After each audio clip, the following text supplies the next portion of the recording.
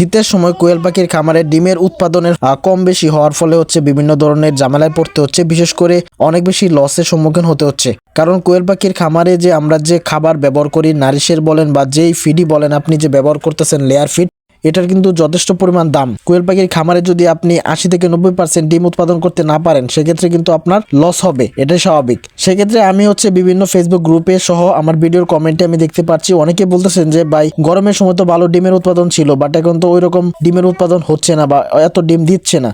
আগে যেরকম ডিম পেতাম সেরকম ডিম পাচ্ছি না। যেরকম চিন্তা আমরা করেছিলাম যে শীতের সময় হচ্ছে ডিমের দাম ভালো থাকে বা ভালো ডিমে হচ্ছে ডিম বিক্রি করতে পারবো, বাট এখন তো ডিমের দাম একটু বেশি হলেও ডিম কিন্তু উৎপাদন হচ্ছে না আগের মতো। সেক্ষেত্রে গরমে যেরকম ছিল বেশি ডিম পেতাম, একটু কম দামে বিক্রি করতাম, এখন শীতের সময় ডিমের দাম একটু বেশি হলেও কিন্তু আমরা ওইরকম লাভবান হতে পারছি না, কারণ ডিমের উৎপাদন কম। সেক্ষেত্রে আমি মূলত কিছু বিষয় আপনাদের সাথে শেয়ার করবো, যে বিষয়গুলো অ্যাপ্লাই করলে হয়তো আপনার ডিমের উৎপাদন আগের মতো ফিরে আসতে পারে, বাট আপনাকে কিন্তু অবশ্যই ভালোভাবে হচ্ছে বিষয়গুলো লক্ষ্য করতে হবে। প্রথমেই বলে রাখি, আপনারা কোয়েল পাখির খামারে নর্মাল যে খাবারটা ইউজ করেন, এটা হতে পারে নারিশের বা অন্য যে কোনো ব্র্যান্ডের লেয়ার ফিড। শুনেন, আপনার পাখিগুলোর ওজন কি ঠিক আছে কিনা। শীতে অনেকের পাখির হচ্ছে ওজন কমে যাচ্ছে, দেখা যাচ্ছে যে এক খাবার অনেক দিন ব্যবহার করার ফলে আপনার পাখিগুলোর ওজন হচ্ছে 150 গ্রামের কম হয়ে গিয়েছে। 150 গ্রামের কম কিন্তু পাখির ওজন হয়ে গেলে ওই পাখিগুলো হচ্ছে সঠিকভাবে ডিম উৎপাদন করতে পারে না। সেক্ষেত্রে পাখিগুলো আপনি দেখবেন, লক্ষ্য করবেন, যদি 150 গ্রামের নিচে পাখির ওজন হয় ধরেন 100 গ্রাম বা 120 গ্রাম, সেক্ষেত্রে